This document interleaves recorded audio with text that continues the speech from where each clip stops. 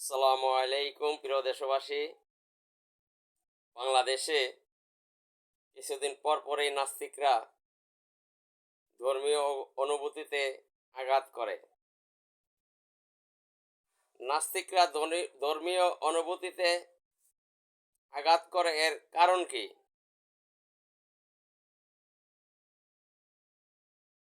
যারা নিজেদেরকে নাস্তিক দাবি করে না, তারা নিজেদেরকে দাবি করে সংশয়বাদী। নাস্তিকদেরকে অনেক সময় জিজ্ঞাসা করলে যে আপনি নাস্তিক, তখন তারা স্বীকার করতেছে না, তারা বলে আমরা সংশয়বাদী। সংশয়বাদী কি?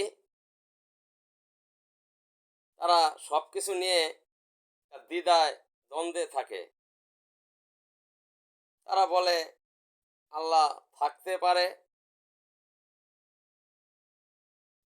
আবার নাও পারে। এটা তারা বলে। মুসলমানের ঘরে জন্ম হয়ে তারা নাস্তিক হলো কিভাবে? নাস্তিক হওয়ার কারণ, আপনি আমি যখন ইসলামিক রীতিনীতি, ইসলামিক কালচার, ধর্মীয় অনুশাসন যখন মেনে না চলব, তখন এর থেকে সরে যাব। ইসলামের রীতিনীতি, ধর্মীয় অনুশাসন যখন আপনার আমার ভিতর থেকে একেবারেই চলে যাবে, তখন ওই মানুষগুলো নাস্তিকতার দিকে ধাবিত হয়। কারণ ইসলাম চর্চা করলে, ইসলাম পুঙ্খানুপুঙ্খভাবে মেনে চললে মানুষের ইমানি শক্তি মজবুত হয়, ইমান পাকাপোক্ত থাকে।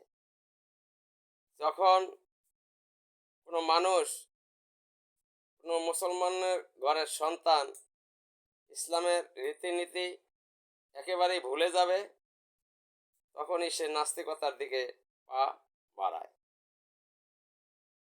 আর নাস্তিক যারা হয়, তারা ফেমাস হওয়ার জন্য, তারা গাড়ি বাড়ি টাকা নারীর লোভে, এবং তারা দেশের বাহিরের সিটিজেনশিপ পাওয়ার জন্য তারা নাস্তিকতার দিকে যায়।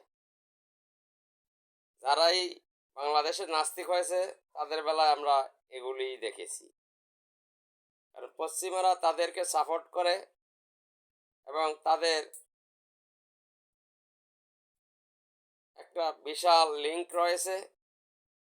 যারা নাস্তিক হয় তারা তাদেরকে সাপোর্ট করে, তাদেরকে গাড়ি বাড়ি, অর্থ এবং বাইরের সিটিজেনশিপ দেয়, তাদেরকে সর্বপ্রকার তারা সহযোগিতা করে।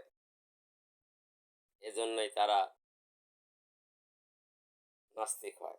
নাস্তিকরা শুধু ইসলাম ধর্মকে নিয়ে তারা বাজে মন্তব্য করে। পৃথিবীতে তারও অন্য অন্য ধর্ম আছে, হিন্দু ধর্মকে নিয়ে তারা বলে না, খ্রিস্টান ধর্মকে নিয়ে বলে না, বৌদ্ধ ধর্মকে তারা নিয়ে বলে না, তারা বেছে নিয়েছে ইসলাম ধর্ম। এ থেকেই স্পষ্ট বোঝা যায় তারা কেন নাস্তিক হয়। তাদের টার্গেট ইসলাম ধর্ম, অন্য কোনো ধর্ম সম্বন্ধে তারা বলে না। এ থেকে 100% প্রমাণ হয়ে যায় তারা ভিন্ন একটা উদ্দেশ্যে ইসলামের অবমাননাকর কথাবার্তা বলে, ওই ইহুদি নাসারা খ্রিস্টানদের মদতপুষ্ট, তাদের অনুমতি পাওয়ার জন্য।